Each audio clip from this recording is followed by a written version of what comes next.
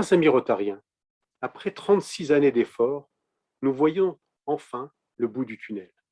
Cette année, seulement 2 enfants ont été paralysés par le virus sauvage de la polio. Ce sont 2 enfants de trop.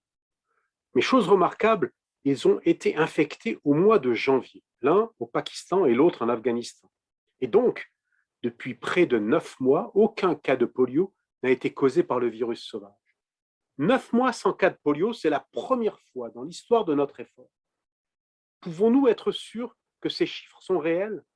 Après tout, le Pakistan et l'Afghanistan sont des pays difficiles. C'est une bonne question, car même si les parents dont l'enfant est paralysé vont tôt ou tard demander au personnel de santé de l'examiner, nous ne pouvons jamais être sûrs à 100% que tous les cas de paralysie sont signalés.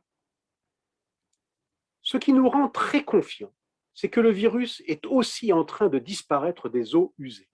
Si on le trouve dans les eaux usées, cela veut dire qu'il a été excrété récemment, car il ne survit pas longtemps en dehors des corps humains. Nous faisons des prélèvements réguliers dans plus de 80 sites dans ces 2 pays. Comme vous pouvez le voir sur le graphique, entre 2020, en bas du graphe, et septembre 2021, en haut, les barres noires et grises rétrécissent.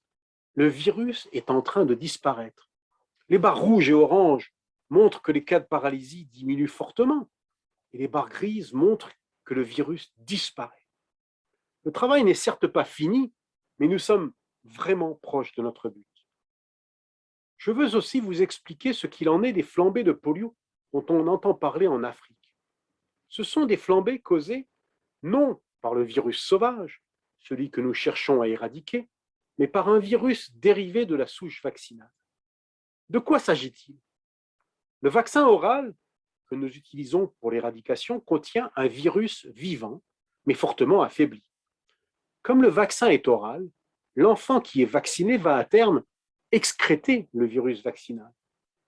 Dans les régions où l'assainissement n'est pas bon, ce virus vaccinal excrété va pouvoir infecter d'autres enfants non vaccinés.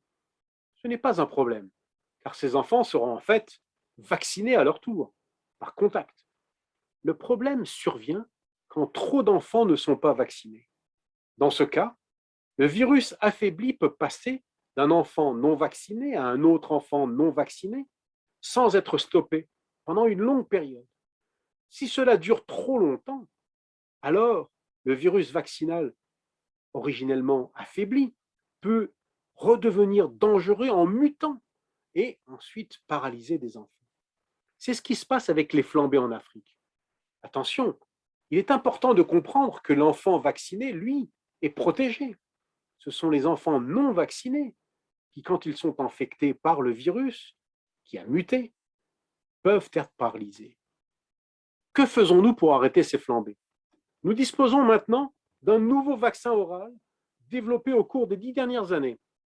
Il a été autorisé à la fin de l'année dernière par l'Organisation mondiale de la santé pour une utilisation dans un cadre d'une urgence de santé publique.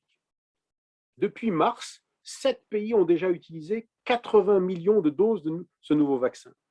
Et son utilisation généralisée sera sans doute autorisée par l'OMS en fin d'année.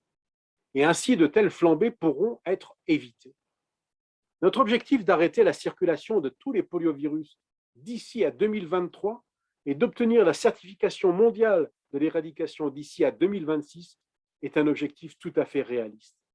Et il va se réaliser. Merci et bonne fin de réunion.